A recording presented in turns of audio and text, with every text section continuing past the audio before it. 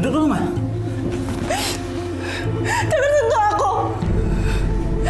Aku baru tahu uang yang selama ini kamu dapatkan uang haram, kan? Uang haram apa sih, Ma? Mama jangan ngawur deh, Ma. Kamu jujur sama aku, Mas. Kamu di luar sana judi, kan? Yang kamu kasihkan selama ini kepada anak dan istri kamu dari hasil judi, kan? Tapi, Ma, aku bisa jelasin kok, Ma. Aku bisa jelasin, Ma. Aku nggak perlu penjelasan kamu lagi, Mas. Aku mau pisah. Aku muak sama kamu. Ma, aku nggak mau pisah, Ma. Ma, aku nggak mau pisah, Ma. Ah! Ma, aku nggak mau pisah, Ma. Ma. Intinya, jangan pernah kamu temuin aku lagi. Aku malu punya suami kamu, Mas. Hei, dengar ya. Intinya saya nggak mau cerai sama kamu. Dengar itu. Dengar itu baik-baik.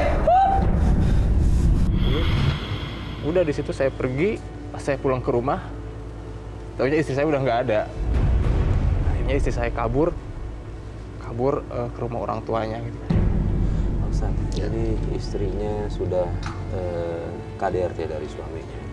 Kalau kita tahu kan istri dalam posisi rumah tangga tidak boleh meninggalkan kalau tidak dapat izin suami. Tapi kalau kondisinya seperti ini gimana Pak Ustaz? Ya. Ini ada hubungannya sama kriminalitas. Betul, jadi asal hukumnya seperti itu. Ya. Gitu. Asal hukumnya bahwa istri boleh pergi atas izin suami. Tetapi dalam konteks kaidah fikih berlaku ad-daruratu tumbikul mahdurat, dalam keadaan darurat, dalam situasi terpaksa itu hukum yang normal itu bisa menjadi dimaafkan untuk tidak berlakukan. Jadi ad-daruratu tumbikul mahdurat seperti itu. Mungkin istri menghindari kemaduratan yang lebih jauh untuk tindak kekerasan, tindak KDRT yang lebih jauh, dia meninggalkan tanpa pamit untuk menjaga keselamatan dia dan perginya ke rumah orang tua, gitu loh. Ini sudah benar ini istrinya. Kecuali kalau perginya langsung kabur entah kemana, nggak bisa dilacak, terus kemudian dengan lelaki lain atau minta perlindungan ke orang lain, nah itu lain masalahnya. Tapi kalau ini perginya ke orang tua, berarti ini dalam rangka penyelamatan diri untuk menghindari terjadinya kekerasan yang lebih jauh, sehingga asal hukum yang awal bahwa dia harus minta izin, dia harus ini karena ini tidak memungkinkan lagi, maka berlaku prinsip al-daruratu tumbikul mahdurat seperti itu, gitu loh. Nah, terus ketika istri pergi itu apa yang Mas Ridwan lakukan menghadapi situasi begini? Iya, saya di situ mulai bertobat, Pak Ustadz. Saya mulai mendekatkan diri kepada Allah. Di situ saya sholat, di situ saya ibaratkan ya mulai rajin sholat, puasa pun saya jalanin gitu kan. Saya memohon kepada Allah, saya memohon ampun. Tapi nyampe sekarang mana gitu kan, mana nggak ada yang kasih, nggak ada buktinya. Mana nggak ada, sama sekali nggak ada. Padahal Mas Ridwan sudah merasa sudah merasa benar, saya sudah merasa tobat. Tapi sampai sekarang pun nggak ada sama sekali. Gini Pak Ustaz, ini mungkin sering kali terjadi persepsi orang. Dia berasa banyak berdoa, cuma kok Allah sama sekali nggak mengabulkan apa yang dia inginkan. Boleh kita berpikir seperti itu? Tidak boleh. Tidak boleh Mas Farid. Karena itu justru akan menutup jalan kita. Akan membuat hijab antara hamba dengan Allah. Karena ketika kita su'udon pada Allah, itu artinya kita menutup hijab. Jadi kalau Mas Ridwan ini merasa sudah beribadah, sudah beriman, tetapi kok belum terjawab keinginannya, Allah lebih tahu. Kata dalam Al-Quran itu disebutkan wa asya an takrahu syai'an fahuwa khairul lakum wa asya an tuhibbu syai'an fahuwa syarrul lakum wallahu ya'lamu wa antum la ta'lamun. Boleh jadi yang dikira sama Mas Ridwan ini sesuatu yang dia benci, yaitu kemiskinan, kekurangan, hidup yang terlunta-lunta. Itu sesuatu hal yang jelek. Tapi asa antakru syai'an fa huwa khairul lakum, tapi boleh jadi ini membawa kebaikan bagi dia. Tapi wa asa antuhibbu syai'an fa huwa syarrul lakum. Boleh jadi yang dia inginkan tadi itu ingin membahagiakan istri, ingin menyenangkan istri. ternyata dengan uang judi, ternyata dengan uang yang diperoleh dengan cara itu ternyata justru berdampak jelek bagi Allah lebih tahu, sementara Mas Ridwan sendiri tidak tahu sebetulnya apa yang terjadi. Ini yang perlu ditanyakan. Intinya yang kita anggap itu buruk belum tentu buruk. Buruk. Yang kita anggap baik belum tentu itu bisa baik. jadi kebalikan. Iya, gitu. Allah lebih tahu Mas Ridwan. Jadi kalau Mas Ridwan ikhlas ingin itu betul-betul mendapat rahmat, petunjuk dan kebahagiaan dari Allah, berbaik sangkalah kepada Allah. Karena itu tadi kata dalam suatu saat Nabi pernah berdoa bahwa Allah pernah mengatakan ana inda dzanni abdi bi. Aku berada pada prasangka hambaku terhadap diri saya. Jadi gitu Mas Ridwan baiknya. Nah, Mas Ridwan dari sejak pisah istri pergi sampai sekarang udah pernah komunikasi? Belum, Mas. Belum. Tapi statusnya gimana sampai sekarang? Ya, statusnya masih. Cuman nggak ada kontak karena dia nggak mau buat dihubungin sama saya. Nggak mau buat dihubungin. Iya, kalau misalnya kita bantu hubungin gimana? Ya Pak Ustadz ya, kita coba bantu ya. Iya. Oke, sambil menunggu kru kita nelfon nih, kita mau nanya nih, Mas Ridwan, begitu istri udah gugat cerai, Mas Ridwan sama sekali udah jatuhin talak atau belum? Belum. Nah, Pak Ustadz ini gimana kalau istri Ya, yang udah minta cerai tapi dia nggak jatuhin talak? Masih statusnya hubungannya masih walaupun nggak menafkahi atau nggak komunikasi. Karena yang punya hak untuk mentalak itu suami.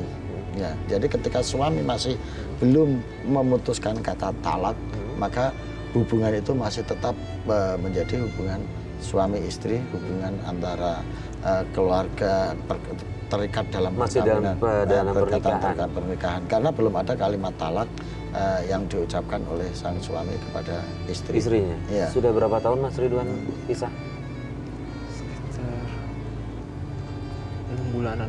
6 bulan, 6 apalagi bulan. masih 6 bulan Ustaz ya. Tapi mencoba datang ke orang tua istri atau mencari celah-celah lain hubungan antar orang tua misalnya untuk memperbaiki. Saya sudah mencoba menjemput istri tapi tetap istri nggak mau gitu.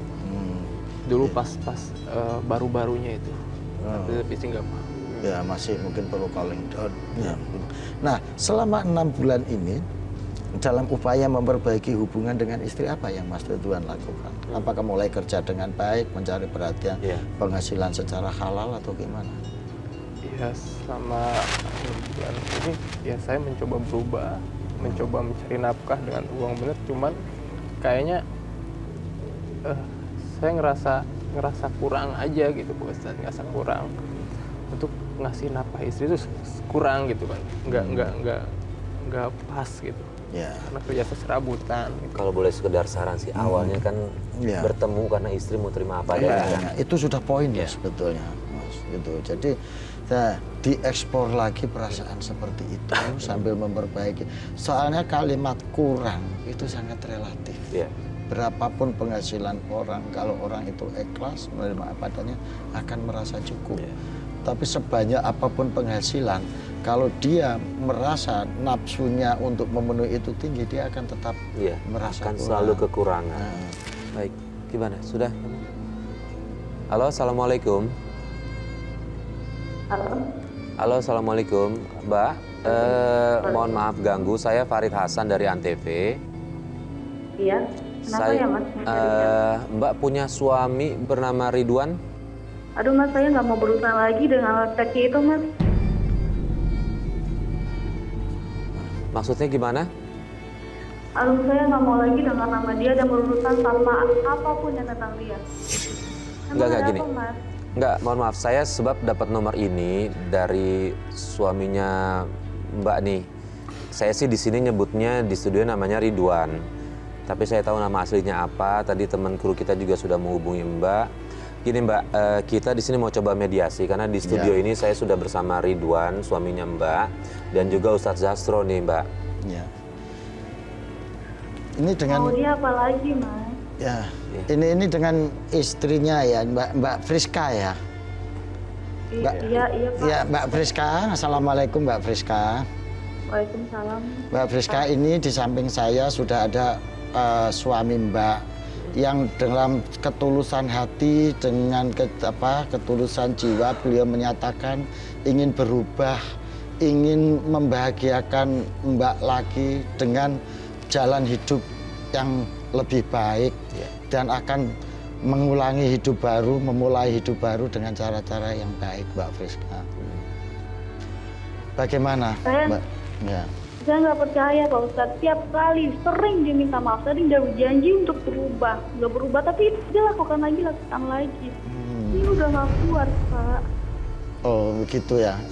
Seandainya ini Mbak meminta satu kali lagi kesempatan untuk memperbaiki hidupnya, karena ini kan dia sudah berekrar di depan orang banyak, berekrar di depan publik hampir se-Indonesia, yang akan menjadi saksi, akan menjadi bukti mencatat apa yang disampaikan oleh suami Mbak. Dan mungkin kami semua kru yang ada di sini juga karena sebagai saksi juga insya Allah akan membantu untuk bagaimana hubungan ini bisa berjalan baik gitu, Mbak. Saya nggak berani janji Pak. Iya. Saya terlalu trauma, saya terlalu takut. Saya takut dipukulin lagi, saya takut dia bohongin saya lagi, saya takut dia masuk dan ngelakuin kelakuan-kelakuan dia yang haram itu Pak. Mbak. Apa? Nggak usah manggil-manggil saya. Kamu nggak puas apa nyakitin saya? Mon. Ngomong aja. Istighfar, sambil istighfar. Mbak. Apa lagi ulah yang mau ya, kamu Papa bikin? minta maaf. Papa minta maaf atas semua kesalahan Papa yang udah Papa lakuin, Mama. Kamu selalu minta maaf, tapi kamu ulang lagi. Kamu tidak pernah mikirin perasaan saya. Berulang kali saya ngasih kesempatan, berulang kali saya ngasih mau buat kamu, tapi kamu selalu ngelakuin itu. Iya, tolong sekali ini aja. Tolong kasih Papa kesempatan sekali ini aja. Nggak mudah buat saya ngelupain sakit hati saya, nggak mudah. Papa masih sayang, Mbak. Papa masih sayang. Papa akan berjanji buat bagian Mama. Tolong kasih Papa kesempatan. Tolong. Saya nggak tahu saya masih bisa nerima kamu apa enggak. Kamu buktiin dulu kamu bisa berubah. Kamu buktiin dulu. Jangan cuma janji. Mbak Friska. Halo Mbak Friska. Iya Pak. Ya Mbak, oke, saya bisa memahami perasaan dan bisa merasakan apa yang Mbak rasakan. Memang butuh waktu untuk itu. Jadi kira-kira seandainya ini Mas suami Mbak ini dalam waktu tertentu mampu membuktikan dia bekerja yang baik, dia akan memulai hidup baru yang baik, misalnya dalam kurun waktu tertentu. Itu seandainya ini bisa dia lakukan dengan bukti-bukti yang nyata. Taruhlah misalnya selama 3, 4, atau 5 bulan ini dia bisa membuktikan perubahan-perubahan itu. Apakah mau membukakan pintu untuk balik lagi, Mbak? Silakan buktiin dulu. Ya. Karena menurut pengakuan ini suami Mbak, sebetulnya dia ini sangat sayang sama Mbak, sampai mau melakukan apapun. Jadi menurut pengakuan dia ini, seluruh tindakan yang dia lakukan selama ini itu karena rasa sayangnya, sehingga membuat kekhilafan sampai bertindak kekerasan. Dan pada titik ini suami Mbak ini sudah pada titik bahwa dia merasa Tuhan ini tidak adil, karena dia merasa sudah berubah, tapi kok belum dibukakan pintu maaf, belum ada jalan untuk yang lebih baik bagi dia. Maka mudah-mudahan ketika Mbak mau menerima dia kembali seperti yang awal apa adanya, ini menjadi jalan bagi dia untuk berbuat lebih baik. Gitu. Saran saya Mas ya, 1, Mas mulai bekerja apapun dan berapapun hasilnya diterima dengan ikhlas, yang penting halal, nggak usah merasa kurang. Jadi apapun dicukupkan, mau jadi kuli, mau jadi pengamen, mau jadi pekerja kasar, itu semuanya mulia di sisi Allah. Yang penting itu halal. dan jangan pernah merasa kurang, disyukuri berapapun. Yang kedua, dalam rangka memperbaiki ini ke depannya, karena ini soal hati ya Mas Farid ya, nggak bisa hanya dengan omongan, nggak bisa hanya dengan pernyataan, tapi perilaku sampean harus sudah dirubah. Perilakunya, jangan judi lagi, jangan buat kriminal lagi. Jadi sayangi lagi Pak, istri Anda. Ya, jadi bagaimanapun sampean harus memahami kondisi istri. Sampean harus yang lebih sabar untuk nelpon, yang lebih sabar untuk minta maaf sekalipun itu mungkin karena tetap hatinya sakit, gitu ya. Tapi itu menunjukkan kesungguhan Anda. Nabung yang benar sekalipun sedikit untuk membahagiakan istri sampean itu. Yang ketiga, sampean sering-sering datang ke orang-orang, ke ustadz-ustadz untuk bersilaturahim, minta saran. Karena ini nanti akan memperkuat keyakinan istri bahwa Anda sudah betul-betul berubah. Datangi ajengan siapa, sowan ke ajengan siapa, sowan ke kiai siapa untuk meminta saran, untuk meminta nasihat. Supaya hati sampean ini tergerus kotoran-kotorannya karena hanya dengan jalan itu. Gitu Mas. Sehingga dari situ kecurigaan sampean kepada Allah yang tadi itu tuh bisa mulai terkikis gitu. Gitu Mas ya. Nah, tadi banyak baca sholawat, banyak baca istighfar supaya dalam diri Anda itu ada benteng. Karena benteng sosial ini kan kadang suka jebol Mas Farid, ketika teman lama datang, ketika komunitas-komunitas yang dulu ngambil, apalagi datangnya sambil membuli, gitu kan, kalau zaman lu kayak gitu, itu biasanya terjadi. Nah, tapi kalau benteng sosial ini jebol, tapi kalau benteng diri ini kuat, benteng hati ini kuat, insya Allah, inilah cara jalan kembali Anda ke situ. Bismillah ya, Ridwan ya. Terima kasih Pak Ustadz. Ya. Mbak Friska masih on ini? Sudah ditutup? Ya. Oh sudah, oke. Ya udah baik, terima kasih Pak Ustadz tausiahnya. Mas Ridwan, apa yang Pak Ustadz tadi bilang, coba diamalkan, dijalankan. Insya Allah pelan-pelan, sabar. Allah bukannya benci sama Mas Ridwan, tapi justru itu bentuk kasih sayang Allah. Betul. Memberikan banyak cobaan, ya. Insya Allah. Tadi sih kalau melihat suaranya masih ada pintu, terbuka, ada kesempatan yang bisa balik. Selagi ini tergantung pada dianya nih. Ya, balik ke Mas Ridwan sendiri. Bisa berubah nggak secara nyata? Bismillah ya Mas Ridwan ya. Bismillah ya. Baik. Terima kasih Pak Ustadz. Sama-sama. Mas Ridwan sudah berbagi kisah dengan kita. Dan pemirsa, segala macam permasalahan selalu ada dua jalan keluar yang bisa kita ambil. Apakah mau terjerumus atau kita justru mau lebih baik? Pilihannya ada di Anda. Tapi saya berharap tetap kembali semua ke jalan Allah dan berserah diri kepada Allah Subhanahu wa taala. Saya Farid Hasan undur diri. Wassalamualaikum warahmatullahi wabarakatuh.